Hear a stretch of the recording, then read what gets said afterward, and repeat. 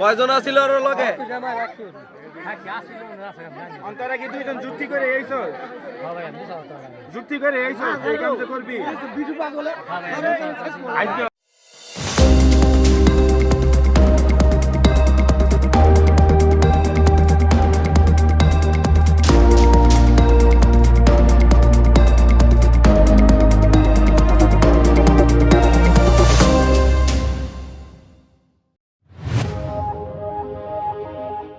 পারিবারিক কলহের জেরে স্ত্রীকে হত্যার উদ্দেশ্যে কুপিয়ে জখম করার এক নৃশংস ঘটনা ঘটেছে বাঞ্ছারামপুরের আইয়ুবপুর ইউনিয়নে।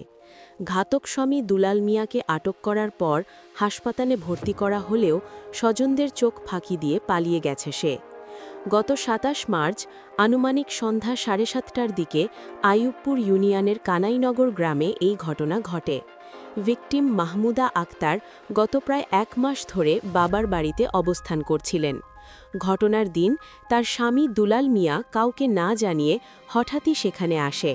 এরপর মাহমুদাকে ঘর থেকে ডেকে নিয়ে বাড়ির প্রায় ১২০ ফিট দূরে একটি গাছের নিচে নিয়ে যায়। সেখানে নিজের সাথে ব্যাগে করে নিয়ে আসা দেশীয় অস্ত্র দিয়ে তাকে এলোপাথারি কোপাতে শুরু করে দুলাল।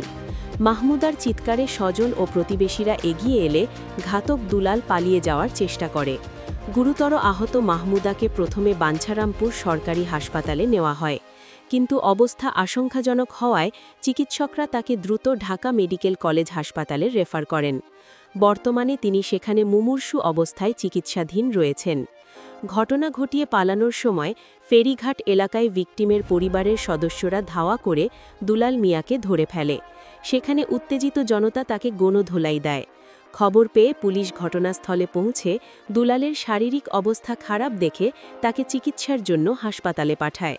তবে পুলিশের পাহারায় নয়, বরং ভিকটিমের স্বজনেরাই হাসপাতালে তাকে পাহারা দিচ্ছিলেন। রাত গভীর হলে পাহারারত স্বজনদের চোখে ঘুম লেগে আসার সুযোগে ঘাতক স্বামী দুলাল মিয়া হাসপাতাল থেকে পালিয়ে যায়। এই ঘটনায় এখনও পর্যন্ত পার্শ্ববর্তী প্রতিবেশী, গ্রামবাসী এবং ভিকটিমের স্বজনদের কাছ থেকে তথ্য পাওয়া গেছে। তবে বাঞ্ছারামপুর থানা পুলিশের পক্ষ থেকে এখনও পর্যন্ত কোনো আনুষ্ঠানিক বক্তব্য বা কাউকে জিজ্ঞাসাবাদের খবর পাওয়া যায়নি। দ্রুত এই পাষণ্ড স্বামীর গ্রেপ্তার ও বিচার দাবি করছেন ভিকটিমের পরিবার। দৈনিক প্রবাহ নিউজ।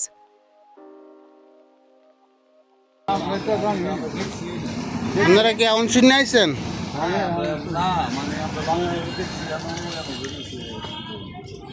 আচ্ছা,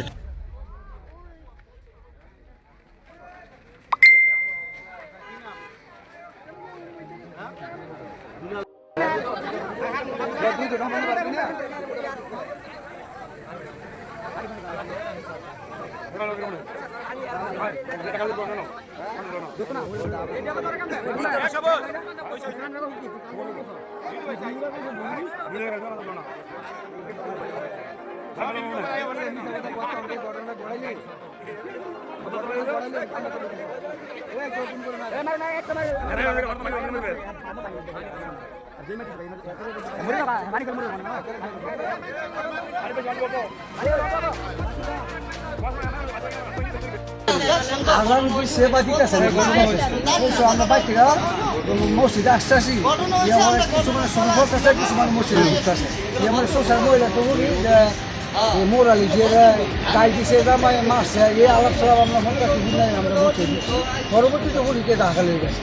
পরে বছর পরে দেখি যে মেয়ের মারছে এই মেয়ের ভাই বেড়াতেরা ফেরি গেলে এই জামাই ধরে আনার পরে মনে অনেকক্ষণ পরে আবার পুলিশে ফোন দিচ্ছে।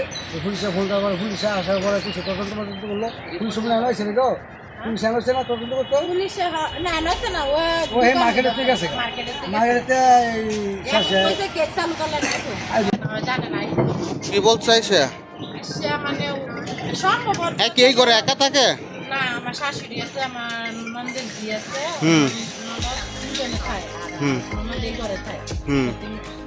তারপরে আইসা কি ডাক দিছে? ডাক দিছে, হ্যাঁ। তারপরে গেছে, তারপরে সামলা চালাইছে। এই দাওল কি আই নিয়ে আইছে নাকি আনতে দিছে? না, হাত থেকে নিয়ে এসে দাও কি ব্যাগে করে নিয়ে আইছে? ব্যাগে করে কাপড়ে মানে বসে। তারপরে আর চিকরা বাকরা শুনে কি আপনারা গেছেন? চিৎকার ফাঁকা শুননা মানে ওই যে ডিমের ঘর আছে না বেড়া মাছ তো ওরা গেছে খোলার আগে আছে গিয়া সেই বড় আপকা দেয় উপরে পড়ছে পড়ার পরে এরপরে ওরা গিয়া ধরা ধরি খুব লাগছে কোনে মানে খুব লাগছে আপনার এই যে কানের মধ্যে চুরি দিয়ে গাই মারছে ফেলে বহুর মধ্যে গাই মারছে হুম তো পরে গাই মারার পরে আইসা সে বুধর স্বামীর নাম বলছে আর স্বামী একাই ছিল হ্যাঁ পরে আর স্বামীরে ধরছে কোনো আপনার ধরছে ফেরি গেট আমার দেওয়ার ওই ধরছে দৈরে আনছে হ্যাঁ তো দৌড়ে আইন না মা সালন মার্কেটে এরপরে সবাই মার দরকার হ্যাঁ তুই মাইরে ধরে আনছে মানে এনে মারছে না কিন্তু এরপরে এনে আইসা পুলিশ আইসা আর জবানবন্দি নিয়ে পরে হারা হয়ে গেছে